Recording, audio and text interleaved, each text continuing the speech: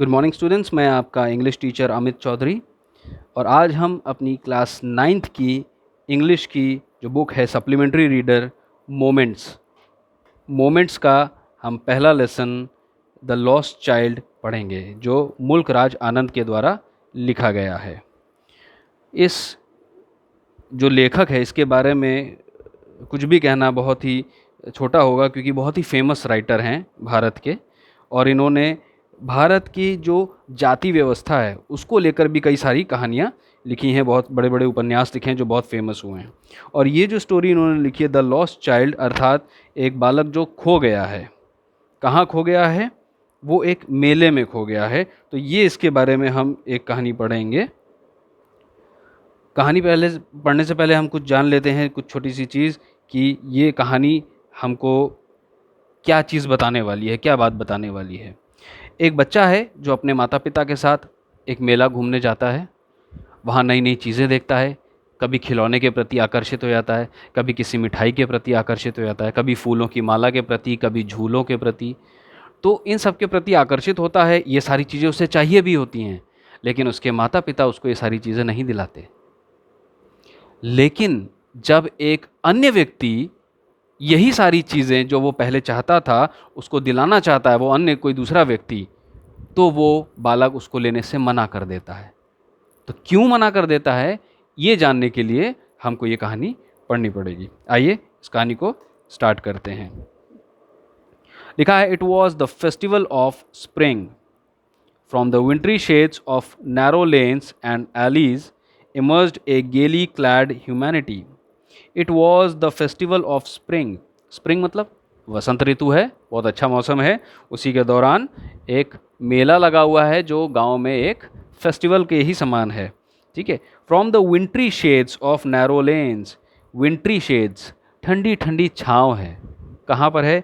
गलियों में है। नैरो लेन्स पतली पतली संकरी गलियाँ हैं, और उन्हीं गलियों में से उभर कर कुछ लोग बहुत अच्छे कपड़े पहने और बहुत ही खुश जो लोग हैं, गेली माने खुश होना और क्लैड माने अच्छे चमकदार शानदार कपड़े पहने, नए कपड़े पहने कुछ जनता निकली चली आ रही है गलियों से। Some walked, some rode on horses, other sat being carried in bamboo and bullock carts. कुछ लोग पैदल चल रहे हैं, कुछ लोग घोड़े पर चल रहे हैं, कुछ लोग बैठे हुए हैं, मतलब कोई दूसरा चला रहा है, वो बैठे हुए हैं। और being carried in a bamboo cart, bamboo cart समझते हैं जिसको हम लोग पालकी कहते हैं। लोग उसमें बैठे हुए हैं और बाकी लोग उनको कंधे पर लाद कर ले जा रहे हैं। एंड बुलक कार्ट्स, और बैलगाड़ी के ऊपर वो लोग बैठकर सवार होकर जा रहे हैं। One little boy ran between his father's legs brimming over with life and laughter. और इसी दौरान एक लड़का जो अपने पिता के पैरों के बीच से होता हुआ जीवन से भरपूर, खुशी से भरपूर, वो भी खेलता झूमता उछलता कूदता चल रहा है। कहाँ जा रहे हैं ये लोग? ये लोग जा रहे हैं एक मेले में। जी, तो आप जैसा एक फ़ोटो भी देख सकते हैं। ये फ़ोटो आगे डिस्क्रिप्शन में हम इसको समझेंगे जब इसका तथ्य आएगा। Come child come, called his parents as he lagged behind, fascinated by the toys in the shops that lined the way. और वो जो बच्चा है वो जब मेले में जा रहा है तो रास्ते में कुछ खिलौनों की दुकान दिखी उसको, और उससे वो बहुत ही ज़्यादा फैसिनेटेड, मतलब मोहित हो गया, आकर्षित हो गया, और वो वहीं पर रुक गया, पीछे छूट गया। और उसके पेरेंट्स ने उसको बुलाया, कम चाइल्ड कम, अरे बेटा आओ, पीछे मत छूट जाओ ना, आ जाओ आ जाओ।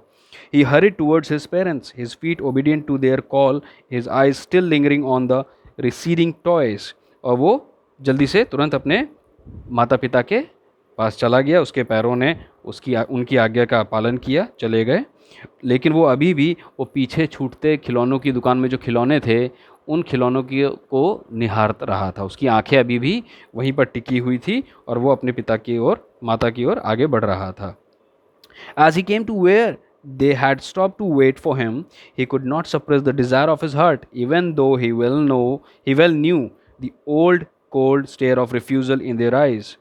और उसके माता पिता थोड़ी दूर पर रुके हुए थे, तो जब वो लड़का वहाँ पर पहुँचा तो वो अपनी इस इच्छा को कि उसको खिलौना चाहिए वो दबा नहीं पाया, है ना, कुड नॉट सप्रेस, दबा नहीं सका। और उसकी जो इच्छा थी, डिज़ायर थी उसके दिल की कि उसको खिलौना चाहिए था, लेकिन वो ये भी जानता था कि उसके जो पेरेंट्स की आंखों में जो एक